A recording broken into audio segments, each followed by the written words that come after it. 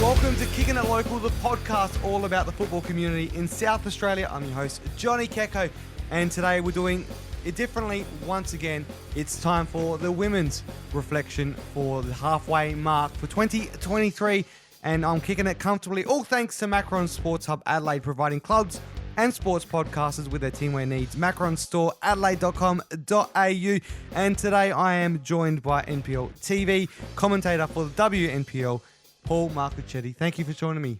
Great to be here, Johnny. It's great to be here in the Kecko Dome, I think we'll call it, where you host your podcast. I love it. The Kecko Dome. I like it. I might need to get a plaque that says that. 100%. It's, there you go. I like having a name for everything. Well, it's good to have you on board. When you're talking WNPL or women's football in South Australia, you're the main name that comes to mind. Know it all. You're across it all. You commentate twice a week. It's great to talk about it. Can you believe we're halfway already through the season? I can't. And what I really can't believe is what sort of season it's been, because I first commentated WNPL in 2016, although we had a lot fewer broadcasts back then. But there's never been a more even and unpredictable season. And if anyone doesn't believe me, they just need to look at, end of year tables or anything like that over the last few years. This season has been easily the most unpredictable and the most interesting from that point of view. It's good to see. Now we got the women's A-League women's players filtering in across all clubs, which is good to see, and getting big names. Flinders United, like Cotier, that's huge for a club like that to get someone as big as her. Definitely. I mean, we've had Cotier in the competition before. But for her to be playing for an up-and-coming club like Flinders that won promotion last season, that's really massive for the competition. Unfortunately, she got injured Friday night, Mariska Voldis, but having her in the competition as well, playing for Berks, has been, absolutely fantastic. She's got a massive CV, Dutch player. She's never played for Netherlands, but she's been extraordinarily close and obviously, a really, really sort of talented player and very experienced. And, we've got players like Hannah DeBose, who we'll be talking to later today. Yeah. She's over here. She's from the United States.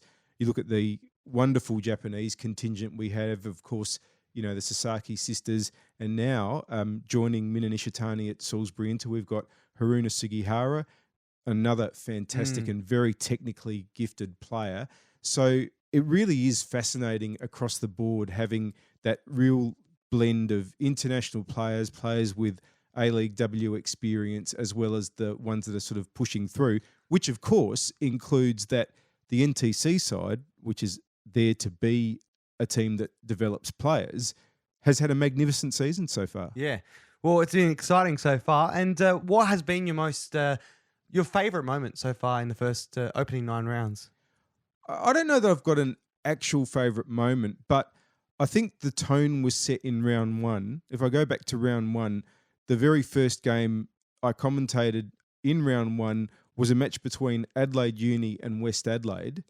And Adelaide Uni came from behind twice to draw that match 2-2. Now, that may not seem like anything particularly remarkable, but it was the first sign of what sort of season it would be. Now, let's just go back a step. I know West Adelaide have lost a lot of players from the team that won the treble last year, but they did win the treble last year. And they still have, at that stage, they had about half that team going out and playing in that game. They're playing Adelaide Uni, who finished 7th last year, and Adelaide Uni were more than a match for them and possibly shaded that game in general play, got out of it with a 2-2 draw. And from that moment on, it was like, this season's going to be interesting. And it hasn't disappointed at all with all the sort of upsets and, surprising results. Absolutely. Well, for me, I came out to the game at Service FM Stadium, double header to kick off the female football week. It was great to be down there. The atmosphere was really, really cool, especially leading into just only 50 days or just over 50 days until the World Cup kicks off in Australia.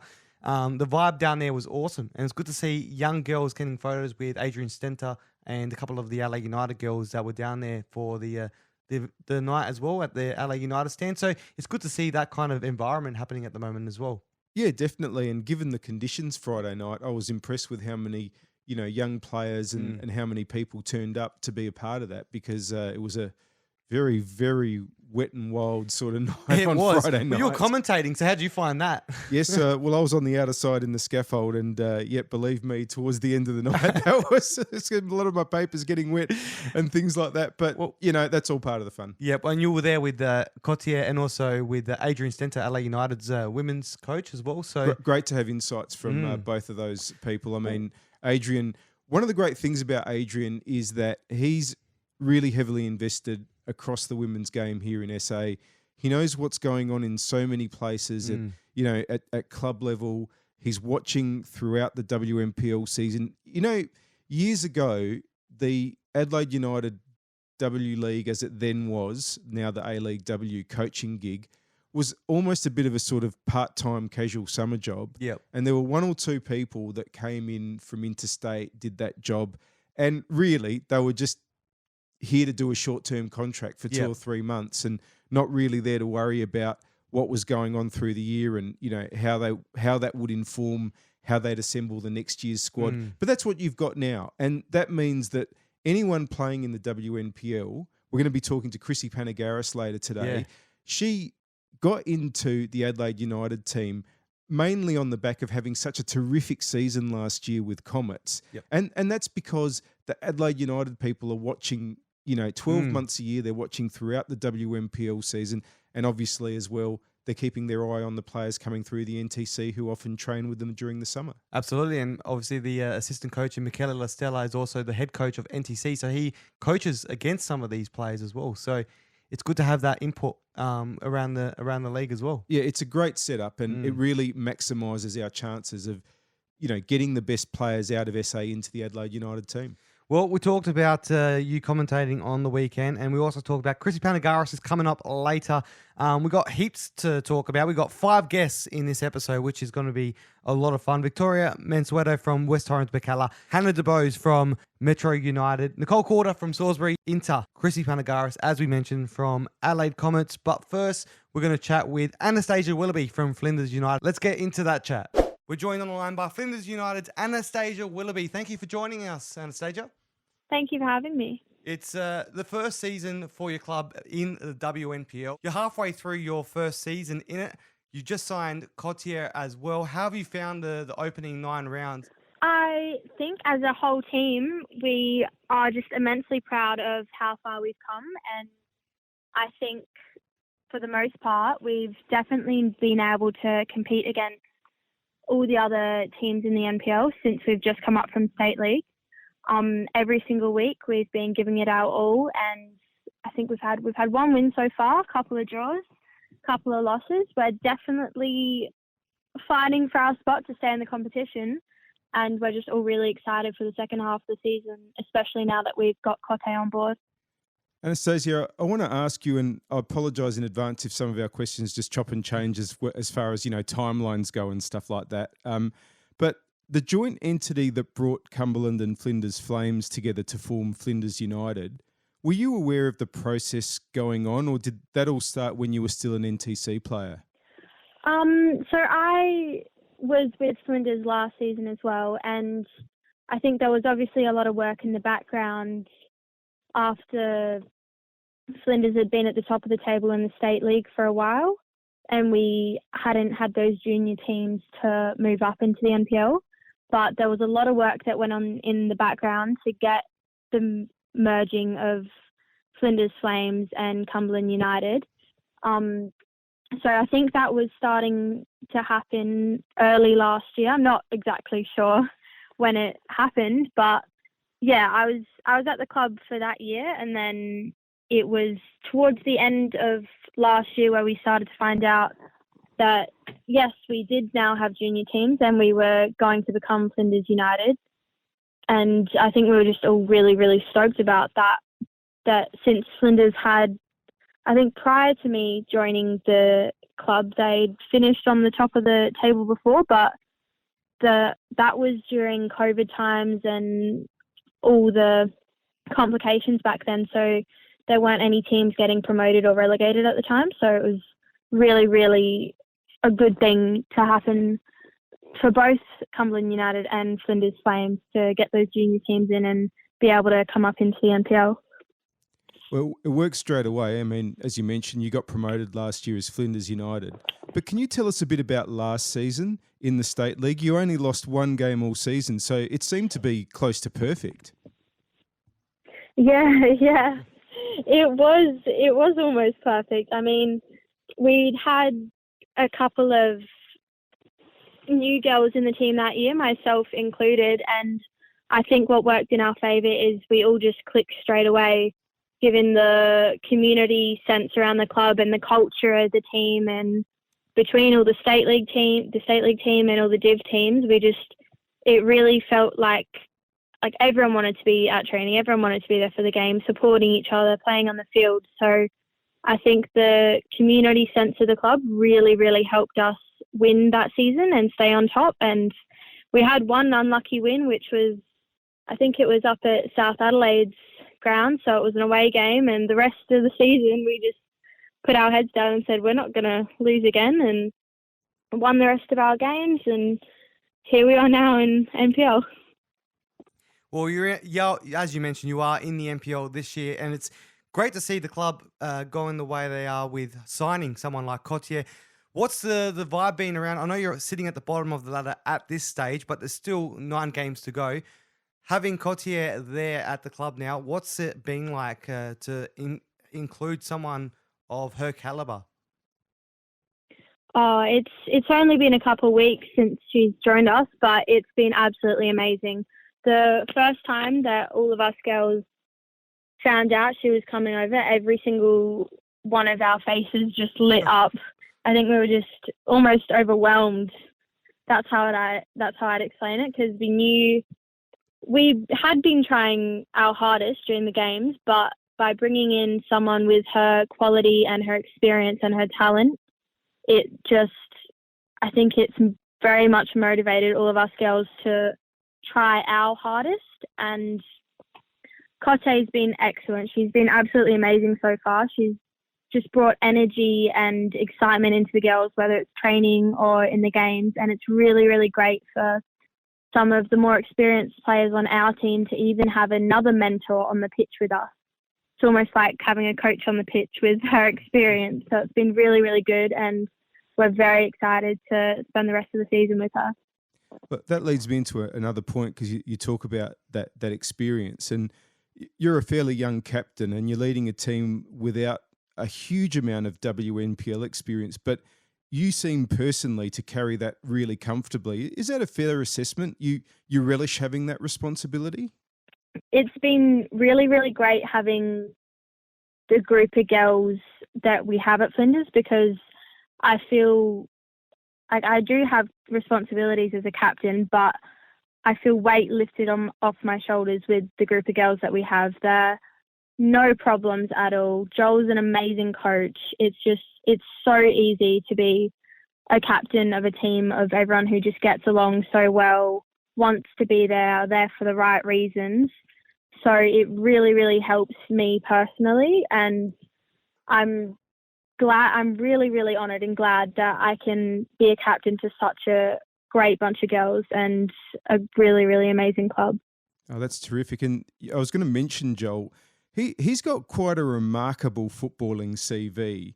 So I was just wondering, given that he has got so much extraordinary experience at a high level, is he as much a teacher as he is a coach, and sort of talks to you not just about how to play well and all that, but I guess from a side of mentality and a side of dealing with different scenarios? Is that something that he brings a lot of help to you as a team together? Oh, yes, definitely, for sure. It's really, really good that he's, as you said, not only got the coaching side of things, but he has the experience as well. So from a coaching point of view, he's amazing. We talk tactics. He gives us he motivates us, but then he's also understanding, because he's been in our situation before. He's played in leagues like ours, played at higher levels, played for the Socceroos. He can see the bigger picture, not only on the field but off the field as well.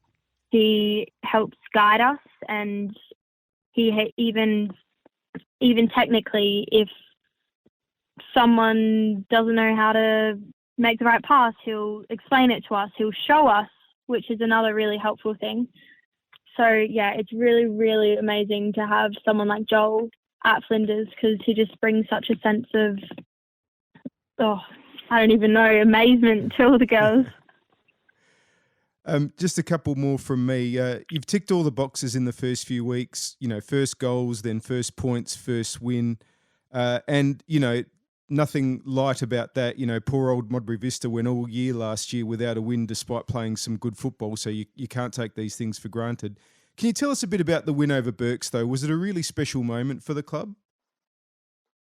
Yes, it was a very special moment considering Birkalla were actually the first WNPL team we ever came up against in the cup rounds last year, and we lost to them at their home ground. So we almost have a little bit of a rivalry there with them. And then obviously the second time. Yeah, I think we versed them in pre-season as well, and we lost that game at their home grounds again. So we were really, really determined to beat them, and we all went into the match saying this is the game, it's a home game.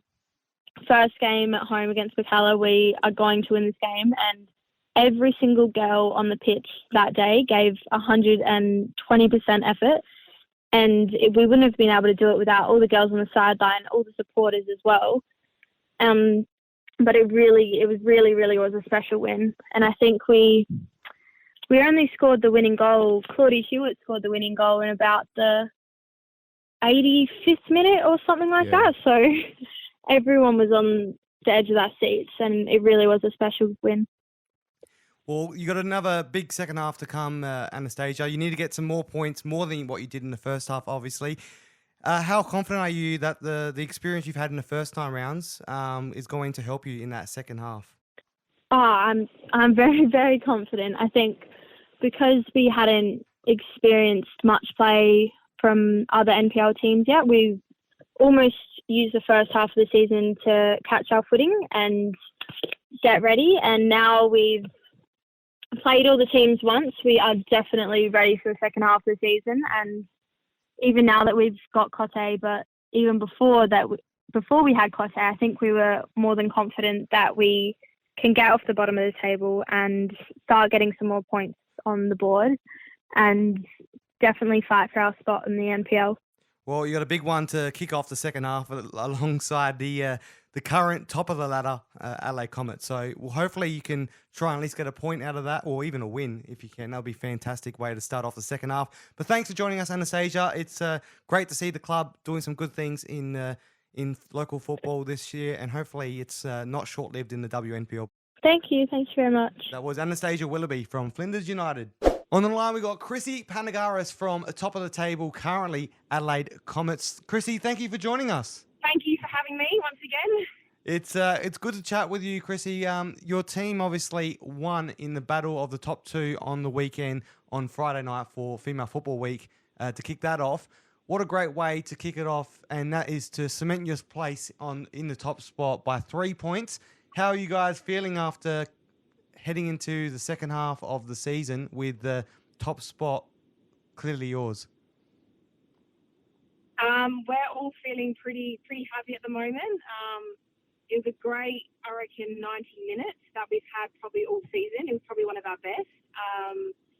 It's obviously nothing. It's probably at the point now where we don't take our foot off the pedal. We've set the standard now, especially ending the first half of the season like that.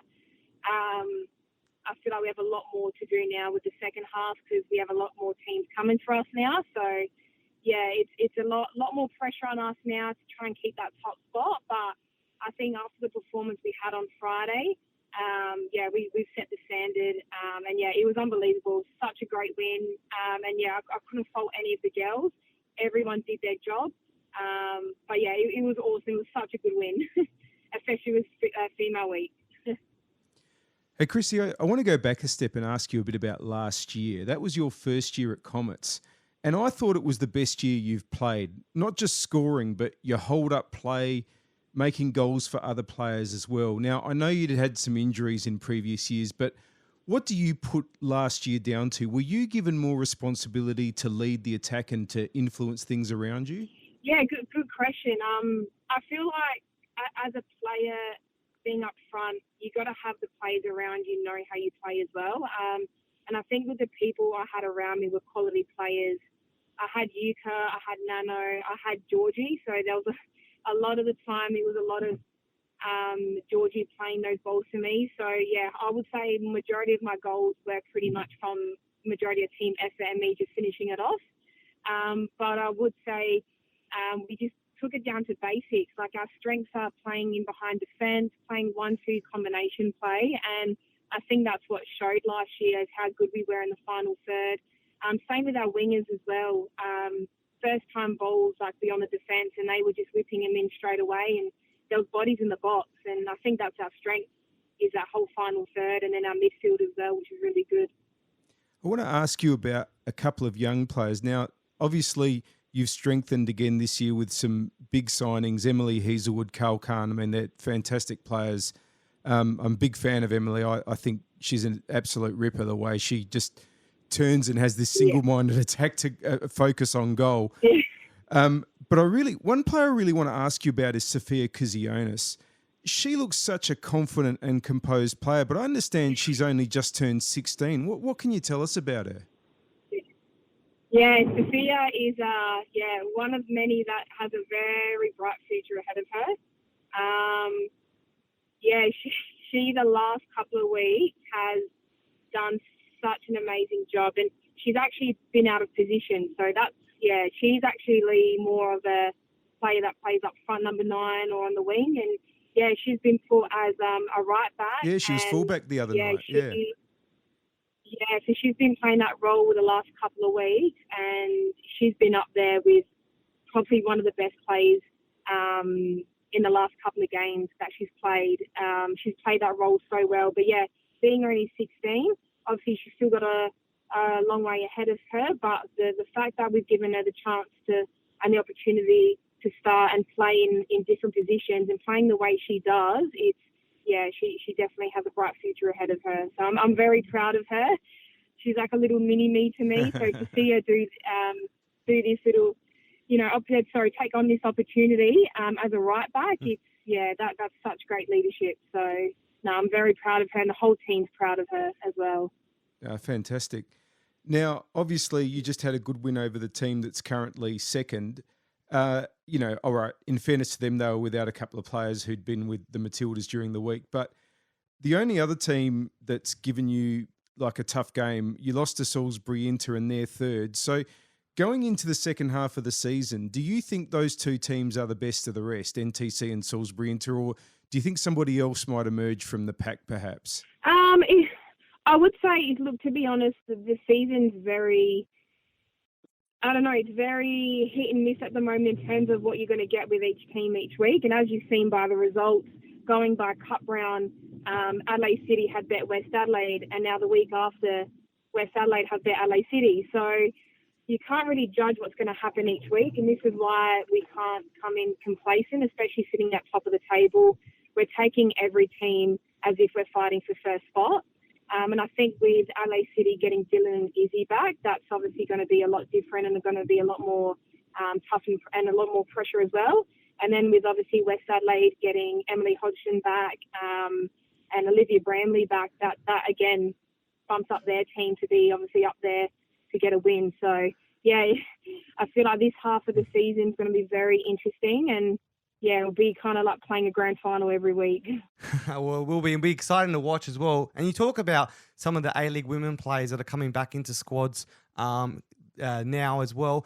But for yourself, you just played a few games with Adelaide United, making your debut with them in the A-League W. How have you found that experience flowing into the way you're playing at Adelaide Comets at the moment?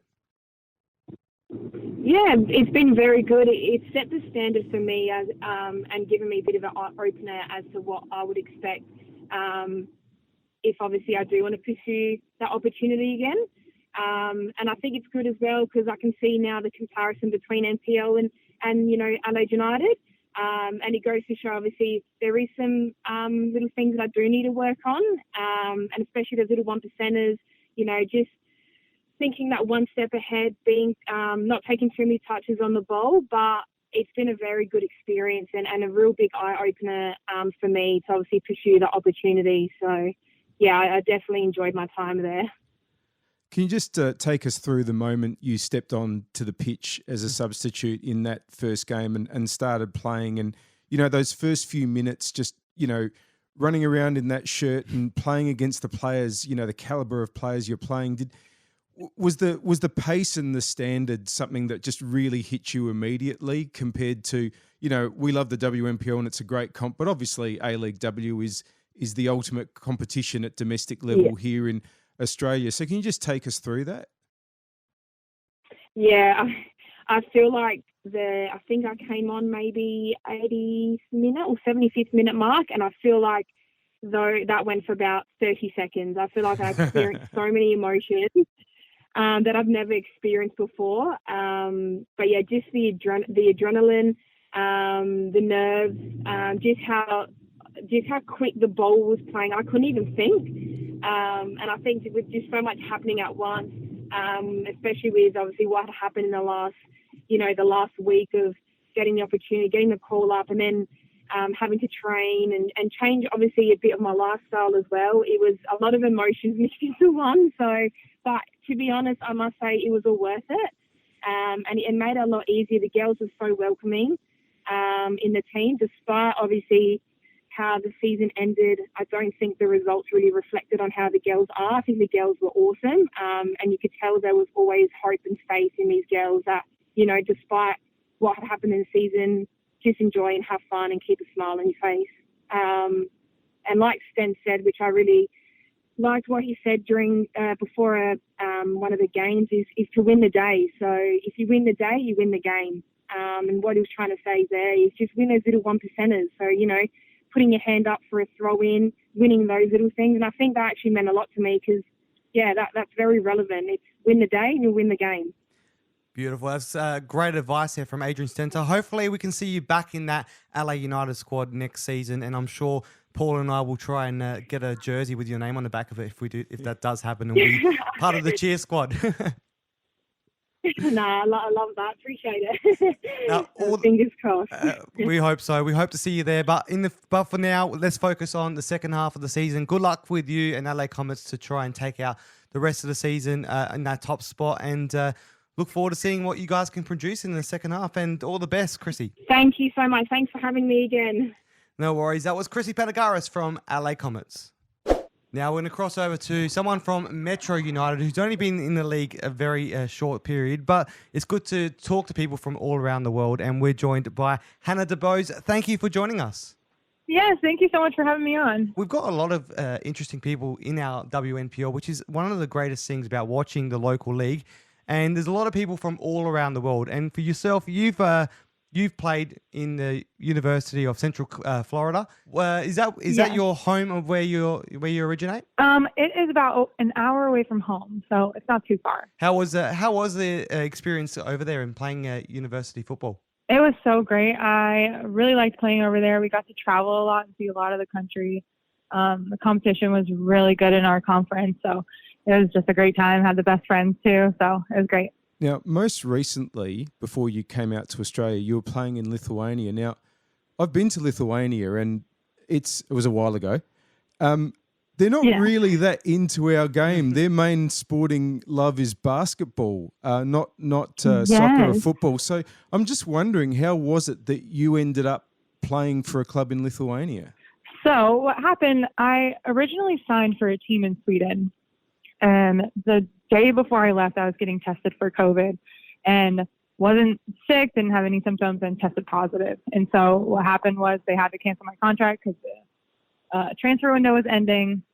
And so my agent at the time was like, okay, this team has an opening for a midfielder. So I just got sent over to Lithuania, and there were 5 other Americans at the time going there. So I felt comfortable going, and yeah, it was a great experience there. Fantastic. And I was wondering also, what was behind your move to Adelaide from there, and specifically to Metro United? How did all that come about? So it's a funny story, actually. I have a couple friends that play for some of the teams around here. Some play for Metro and others play for Cumberland United. And I was actually deciding whether or not I wanted to play another season after last year, and my friends playing here called and just said if I had the opportunity, would I want to come over? And I said, if something comes of this, great. So sent my video over, and obviously something came of it, and so I wanted to take it, and I'm so happy I did. But yeah, it's great to have them here with me. Well, you're in the halfway mark of the WNPL now. How have you found the first half of the season so far with Metro? So good. Actually, the girls and really the whole club has been so welcoming. I've never felt so welcomed by a new team and stuff. So that's been great. The level's been good too. It was challenging going from a full-time position to a part-time position, but the trainings and the games are high intensity, and I feel like I'm getting better and we're getting better as a team each week. And that's all I was really looking for in a new team. So. And what were you expecting with the level of the competition here and before you came? And has anything surprised you, perhaps things like styles of play or anything like that? Has anything sort of come across as being particularly different to what you've been used to in the past? I wouldn't necessarily say too different. I've played on teams that have had different playing styles, whether they like to play long or we have different strengths on our team. But I think we do a good job of playing through our midfield and getting our balls out wide. And we're kind of in the process of shifting our formation. And so that's all, I guess, new. But really the playing style isn't too different from what I'm used to, which I'm excited about. Now, I'm glad you mentioned that about the midfield. I was at the first match that you started for Metro, which was away to Birkalla about 5 weeks ago. And I thought in the first, I thought in the first half things weren't working too well in your midfield, but after half time, it seemed like everything changed, and you and Ebony Kiriakou started looking really comfortable, sort of playing off each other. Is that the way you saw it? That once you got a bit of time together, things started to click? Yes, it has been so fun over the past couple of weeks, learning how everyone plays and playing next to Ebony. And I like that she plays those short little touches and we can play off of each other. And I feel like some of the other girls, and really a lot of the other girls, can play that way. And that's how I like to play. So I feel like it was a good, easy transition. You're heading into the second half of the season now. How do you feel with the squad you got now? How do you feel heading into that second half to try and close the gap between the top two spots? Yeah, I'm feeling really good. I think really each week since I've been here, we've improved something, or whether we've had a team that we lost to or that we won against or tied, it doesn't matter. We're always going into the next week training hard, very high intensity, and, fixing the things that need to be fixed and working on the things that we already are excelling at. And I'm really excited to see the rest of the teams. I missed a few of the teams at the beginning of the season when I wasn't here. So I'm excited to see what that level is like. And yeah, I'm just excited. Now, I should mention you've just gotten off the mark with your first goal in the competition. So congratulations on that. Thank you. But also wanted to just talk a bit more about the rest of the season. Now, as you might know, last season, Metro narrowly missed the finals or playoffs, as you might call them, but currently in fourth spot, and so far so good. So I'm just wondering if people at the club are talking about as that being some sort of goal that you want to achieve at the end of the season. That's, make the finals this season, get back into the top half of the ladder and stay there.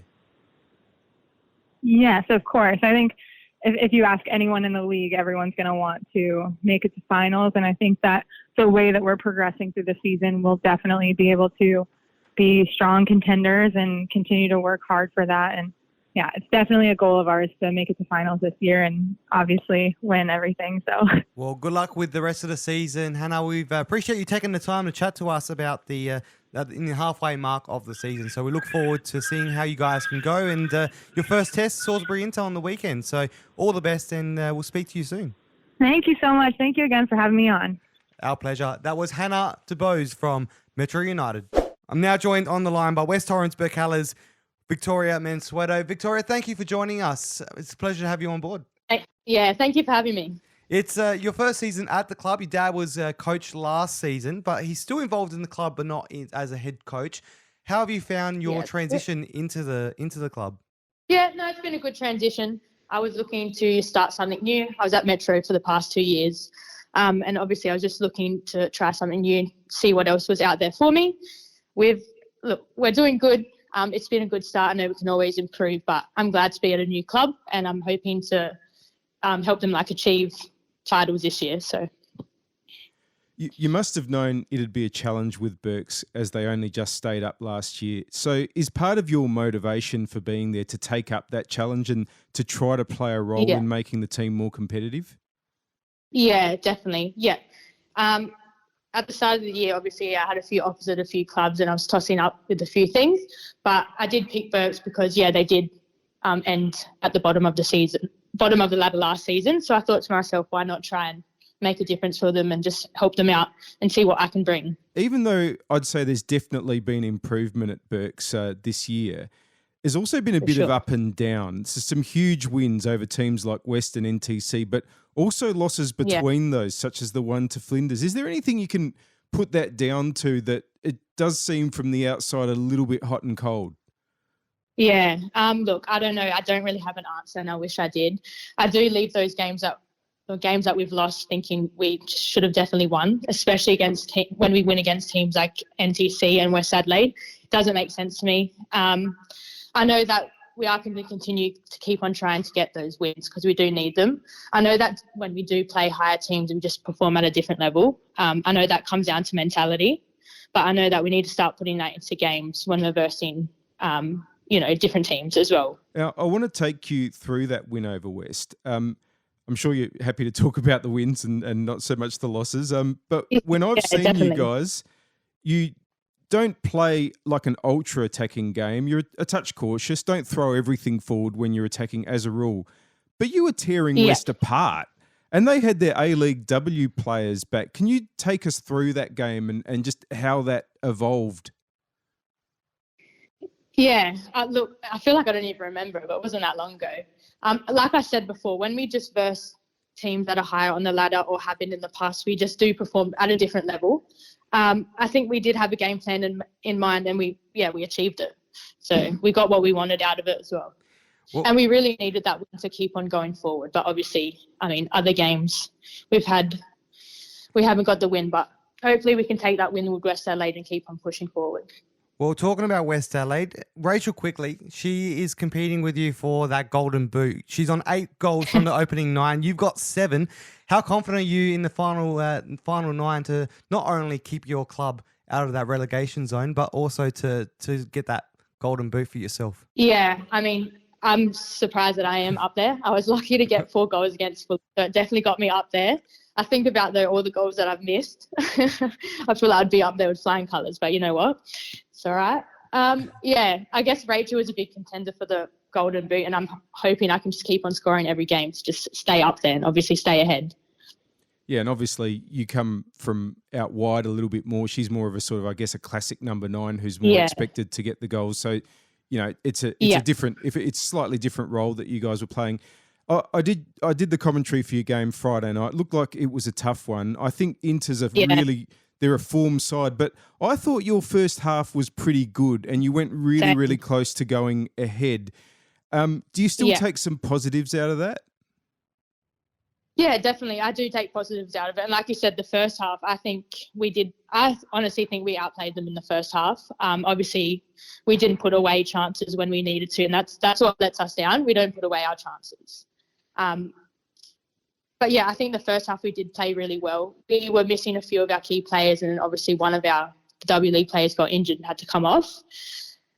So that did change it up a little bit for the second half. But yeah, it wasn't the greatest game. I was going to ask you about her, and it's really sad that Marushka Voldis was injured in that first half and couldn't continue. Just want to ask what it's been like having her around at training, because she's such an accomplished and experienced player. Yeah, exactly right. You said it. She's an experienced player, and that's exactly what we needed. We do have a team of we have a bit of a mix, young girls and older girls, but she does bring a lot of experience and knowledge, and she's a really positive person, outside and in the field as well. She obviously just pushes you to try your best as well, and it's good to have that, especially when I'm up front and I can hear her behind me. It's exactly what you need. And I know I can rely on her, and I know that everyone else can on the team as well. Well, you got a big game this weekend as well, taking on Adelaide City. So if you can get the win, which nothing's off the cards this season, I think. But if you guys can get the win, you will put you guys in a better position. But all the best with the rest of the season, Victoria. And hopefully we can next time we can chat to you, you'll be the Golden Boot winner. Yeah, that's it. Thank you so much. I hope so as well. I'll get there. Don't worry. Oh, definitely. We're back here. All the best. That was Victoria Mansueto from West Torrens, Birkalla. We're now joined by Salisbury Inter's Nicole Calder. Thank you so much for joining us, Nicole. Thank you very much for having me. It's a pleasure to have you, the final guest on today's episode. And what better one to talk to than the one who is part of a team that is the most in form in the first half of the season. You haven't lost in the last 5 matches. How have you found the first 9 games of the season so far? I think it's been a bit of a roller coaster for our team and the league as a whole. I think there are a lot of really surprising results early on. I think we had a really slow start to the season, which was disappointing, but it's nice to have found form. And I think, we're sort of coming into our own with our own playing style and really gelling as a team, which is really nice. I think at the start of the season, you've got a lot of new signings, you've got a new coach. And maybe those first 4 games, I thought were a little bit erratic, but it's almost like something clicked a few games ago, and there's been a really nice, it's not just that you've been winning, but the teams look very fluid and very much like a team in form and a winning team. So do you feel like something did sort of start to click and you just all sort of got more used to the type of setup and the type of players that you have this year? I think yes, and I think, I can't ignore the fact that we started to sort of win games when, Chance came back. And we also signed Haruna shortly after that as well. And so having that key sort of forward, having Roxy coming back from injury, having players coming back from injury, it really sort of adds strength for the squad. With Chance adds a wealth of experience and strength at the back. And I think, it's nice to have my twin back. Yeah, indeed. And I was just going to ask about her. It seems like from the outside that her recovery looks like it's about 100%. A lot of players that go through the dreaded ACL, sometimes it takes a long time for them to get back to their former selves. Sometimes it's really difficult for them to do it at all. But Chances look great in recent weeks. Is that what it's looked like to you close up? I would say yes. ACLs, like you said, they can take a really long time to recover from, not just physically, but mentally, and overcoming that fear of, doing it again. They sometimes say that it takes another 12 months to get over that mental fear. But Chance, the type of person and player she is, if she is afraid, you definitely can't tell with the way that she's playing. Well, recovering from an ACL, you've had that experience. Have you been able to play a part in helping her get through all that? Not sure how much of a role that I've played in that, but I think, even just bouncing off during that process of, having that fear and sort of normalizing and saying, having fear is completely normal when you're coming back from a serious injury, in the same way that if you're in a car accident, it's normal to be afraid to get back in the car again. And I think sometimes that can settle people, because they might get stuck in their head thinking that, I'm never going to overcome this fear. But I think Chance has done a lot of that work on her own. She's put in a lot of work outside of training to get herself physically fit and mentally ready. And I think it shows with how she's come back to play. Well, you're both co-captains. What's it like having your co-captain back with you now after that period at the start of the season without her? Yeah, it's great. It means that I don't have to do all the pre-game talks. So Chance gets to take the lead for a lot of those. But it's just, I think, having Chance back and playing centre-backs together, it just adds so much strength to the team. And I think it also settles the team too, because they do have confidence in us at the back. And, it is honestly, we joke about it all the time about Chance being my twin, but I think the way that we work together, we really complement each other on and off the field. Yeah, you definitely do. I want to ask a bit about what's happening at the other end of the field. You've obviously got Haruna Sugihara, who's clearly an exceptional player and adds another dimension. But the one player I really want to ask about also is Roxy Dodd. I don't think I've seen her play as well as she's been playing this year for quite some time. She just seems to have a new lease of life since she's moved to Inter and is playing so incredibly well. How have you seen her up close since she's moved there? Because, as I said, she just seems to be, really, really positive and in just such tremendous form. Yeah, definitely. I think, I've always rated Roxy as a player, and to be honest, I've hated playing against her because I've just found her to be so good with holding the ball up, and you never know what to expect with her because she is sort of unpredictable and she's so deceptive in some of the moves that she makes. And so I think, the combination of both her and Haruna up top, it's really nice because you've got two players that are very different in their playing styles, but they also really complement each other. And I think, I would agree. I think this is the best that Roxy's been playing. And I think she is really enjoying her soccer, and she's saying that it's the best soccer that she's ever played too, which it shows, I think. Yeah, no, it definitely does. She's looking tremendous this year. And I also want to ask you a bit about some of the younger players who I feel like are stepping up a lot more this year and from last year as well. And that's three in particular that I wanted to ask you about were Isabella Coimpsis, Angelique Vreugdenberg and Nikki Frizzetto.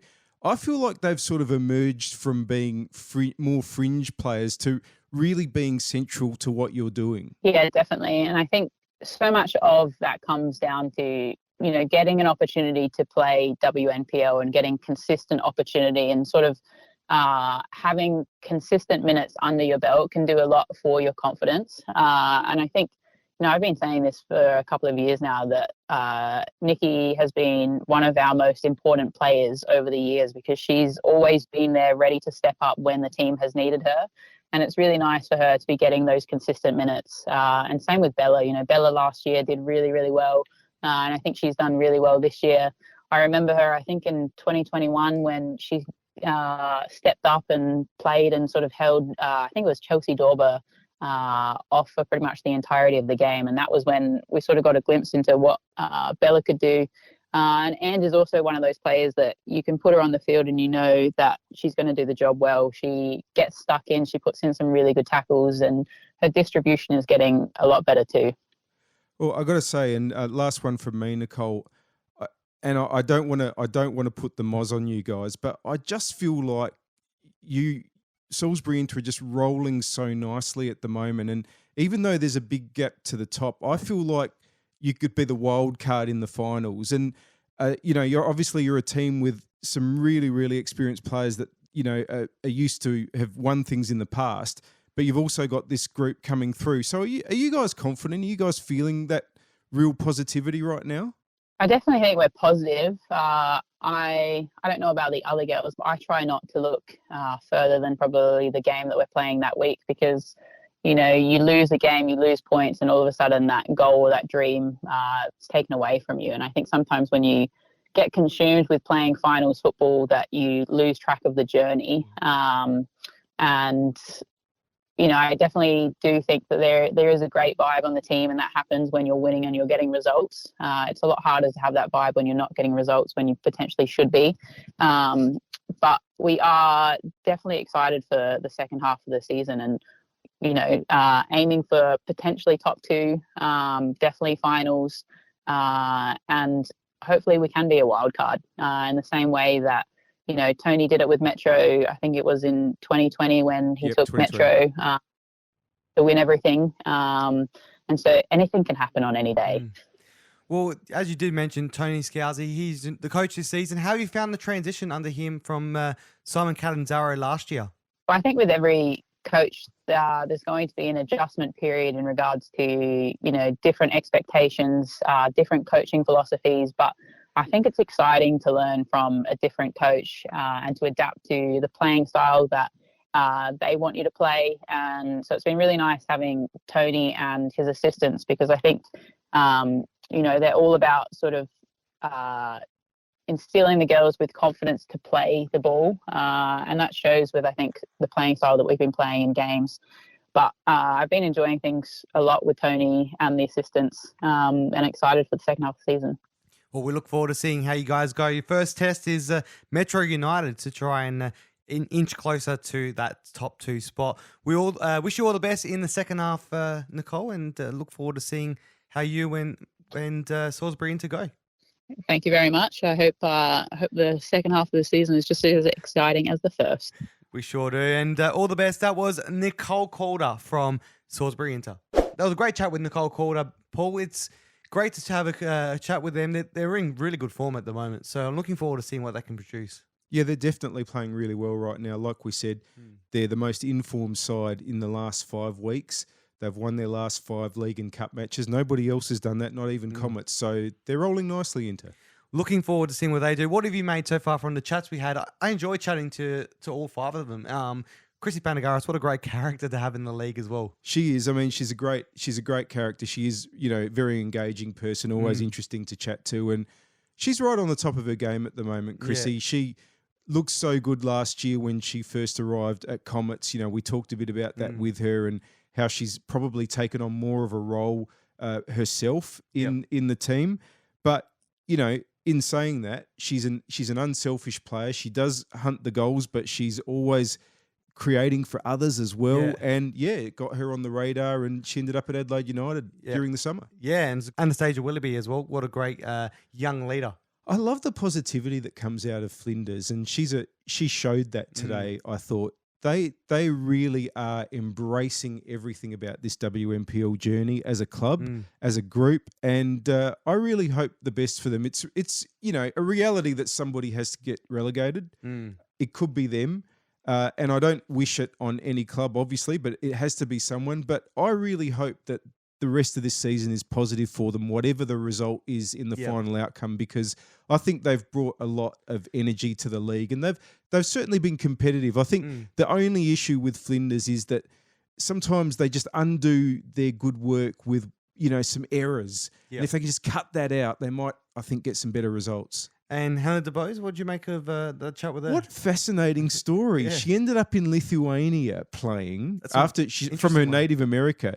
And that sort of came out of the fact that COVID chaos meant that she didn't go to Sweden where she was intended to go. So really interesting journey for her to come out here. But as we've mentioned, just love to hear from players that have come from different parts of the world. And I feel like they add so much. There's always different nuances to their experiences where they've learnt the game and how they play. And, I think it really adds so much to our league. Definitely does. And then Victoria as well, first season at West Torrens Birkalla.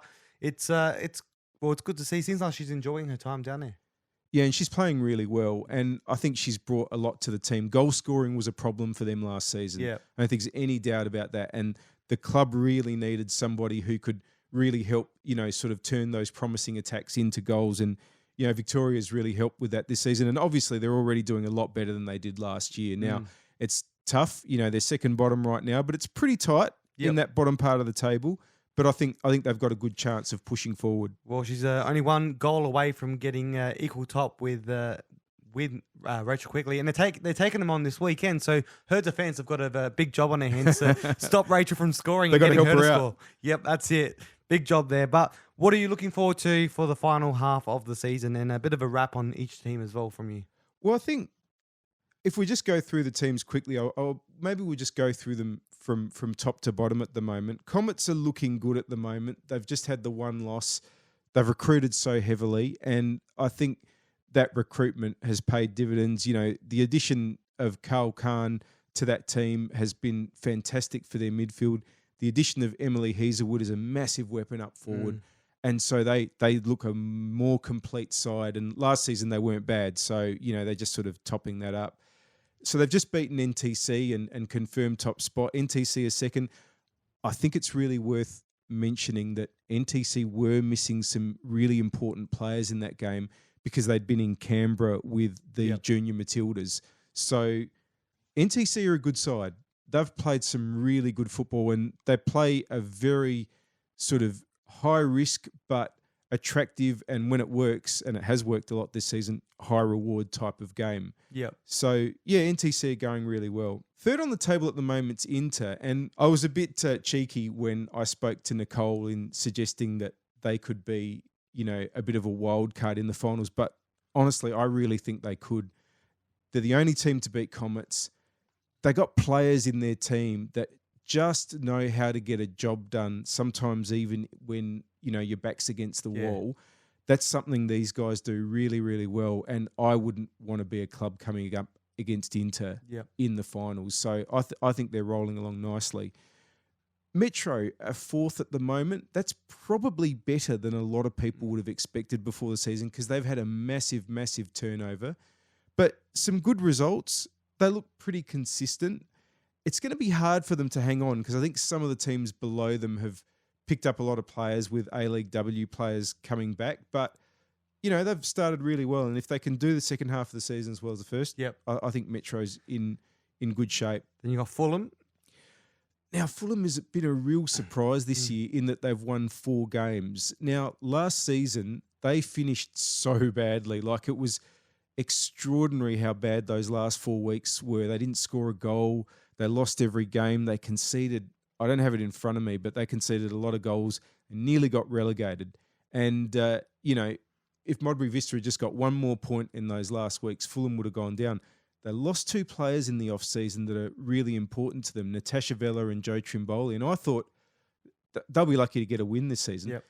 But what they've done is they've ground out those 4 wins. But, they've been tight wins. They've all been wins by a goal.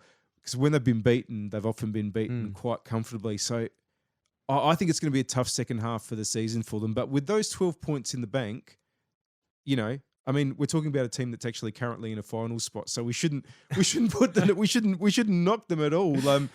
Credit to them for doing this well, but might be hard to hold that spot, I reckon. Well, grand finalists as well. The runners up for last season, Adelaide City, a bit of a surprise under Tian.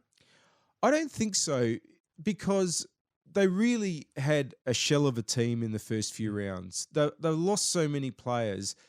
The team that made the grand final last year had 4 players go to Adelaide United. So that's a lot of players out. Yep. And also that they haven't had Danny Di Bartolo as well this year. So they're playing a lot of players who were playing reserves last season.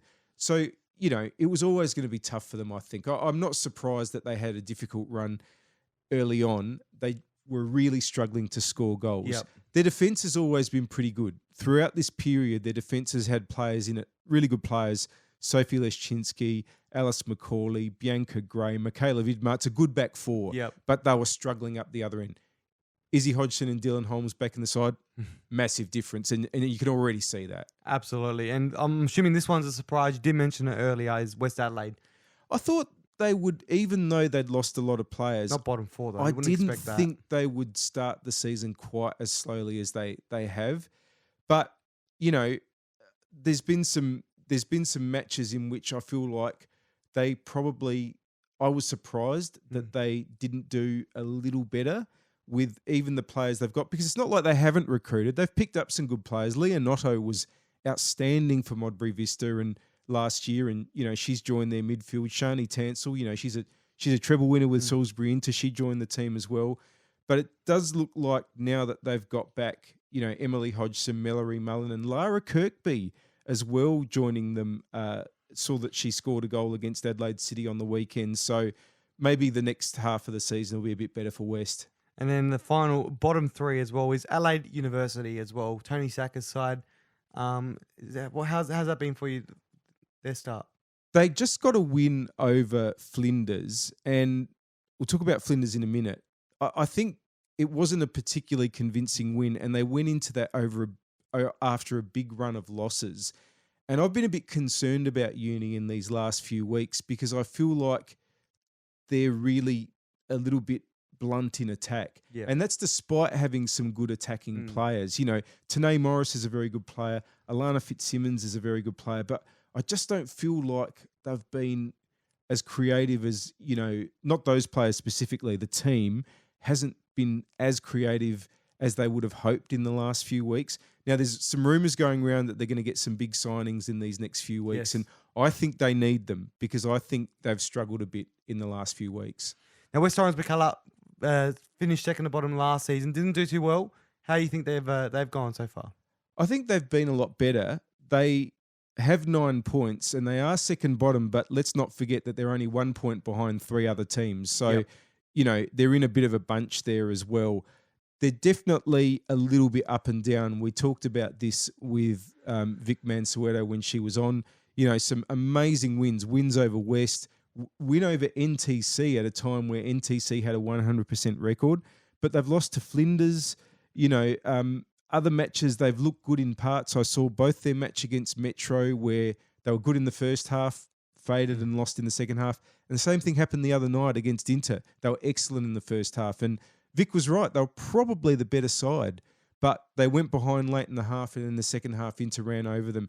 Look, if they can get that consistency, I think Berks will be okay this season. Well, you think they might be okay? Does that mean that Flinders are going to stay in the position they're in at the moment? It's going to be tough, not because I don't think Flinders are a decent side. I think they've got a tremendous spirit about them. I think that we've talked about their positivity has been fantastic. Is it going to be enough? Cote Rojas, big signing. Is it going to be enough? I think they need to go close to perfect in this last 9 weeks, because where it's all come undone for Flinders at times has been that there's just been an error. They'll be playing really well and they'll make some sort of mistake. It might be somebody different every week, but some of these individual errors have been so costly and they could have had some more points. And if they can cut that out, if they can sort of become a more consistent side, they've got a chance. It's going to be tough. I don't think we should gloss over it. Someone's got to go down. They're the likely team right now. I wish them the best because I think we've said it already. Yep. I love the positivity the club brings. I love what they're doing. I hope they go well in this second half of the season. And I even think if they do go down, they got a strong core squad there that will probably bring them back up the year after, which is hopefully what we will see if it does happen. It's an interesting point you make. Last year, I won't mention who it was, but I was in the Modbury Vista area after they got relegated last year. I commentated their game and they needed at least a point. They were playing NTC though, and NTC were red hot and they beat them. And someone I spoke to was really worried about the future of Modbury Vista and said, look, in the past, when teams have gotten relegated from WNPL, that's almost sounded the death knell for their female program. And it's happened before, lots of teams that have gone down, teams like Sturt Marion are gone, Cumberland themselves were relegated from the WNPL, and Flinders is essentially a joint entity of Flinders Flames, what was Flinders Flames and Cumberland United. Campbelltown got relegated. They've slowly rebuilt their girls and women's programs. But what I'm really pleased about is that Modbury Vista is doing really well in the State League, because if for no other reason that it's broken that cycle of teams, getting into a lot of difficulty after the WNPL comes to an end. And so hopefully whoever goes down, whether it's Flinders or anybody else, hopefully it will be a case of, right, now we're in the State League, let's get back and, back into it. Yep, absolutely. Well, it's good to see what they're doing. They're making a change for the women's game, which is fantastic to see. But final predictions of who will make the finals or who will finish top? Well, I think Comets will finish top. I think it's going to be too hard for anyone other than NTC to catch them. But the difficulty NTC always have in the second half of the year, and it's already started happening, is their players have got so many other things going on. There's call-ups to, there's tournaments interstate, there's call-ups to squads and all that sort of thing. And it just can't help but blunt the team a little bit. So I like Comets for the premiership at the moment. I'm not really game to give a top 5, but what I will say is I think Comets, NTC and Inter are a lock for the top 5. I think they'll be fine. They'll get enough points in the second half of the season to keep in the top 5. But then I think you could just about throw a blanket over Metro, City and West. I can't see Fulham staying in there. And maybe even Berks if they have a good second half of the season. I think all those teams are going to be competing for those other 2 spots in the finals. In the finals itself, as I've said, I think that the wild card Salisbury Inter, they are a great team in big matches and in matches where they're underdogs. So I think they could be a real surprise packet. I can't disagree with you at all there. I think, Comets are going to finish top, and I think Salisbury, it'll be a Salisbury Comets grand final, I reckon. Ooh, big call. But no, you could be right. It could be, it'll be interesting to see. I'm looking forward. I'm very excited because it's going to coincide with the Women's World Cup. Before we finish it all up, Women's World Cup is just around the corner, just over 50 days away. It's incredible how close it is now. How are you feeling? Oh, it's so exciting to have these games here.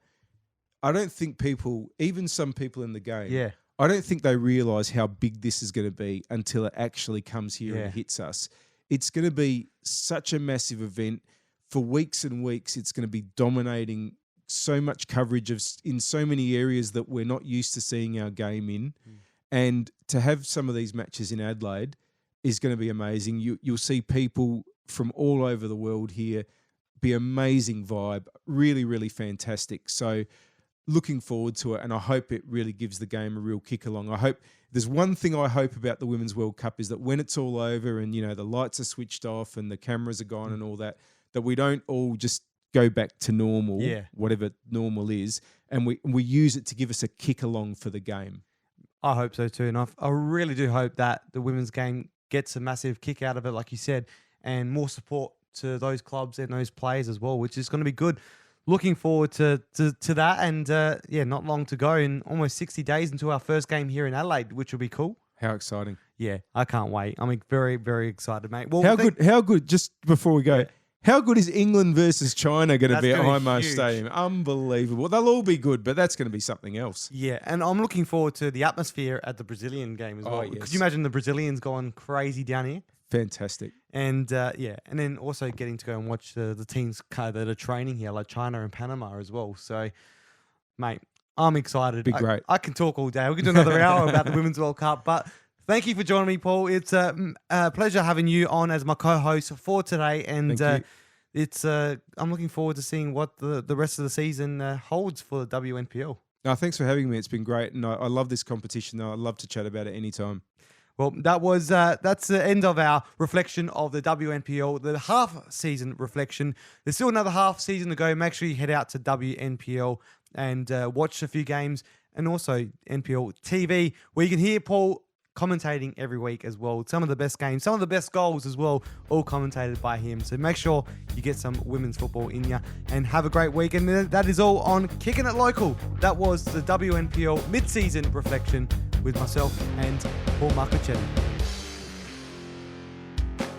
Make sure you subscribe to Kicking It Local wherever you get your podcasts, so you can get a taste of the SA football community. Plus, follow Kicking It Local SA on Instagram and Twitter so you don't miss any of the action. See you soon.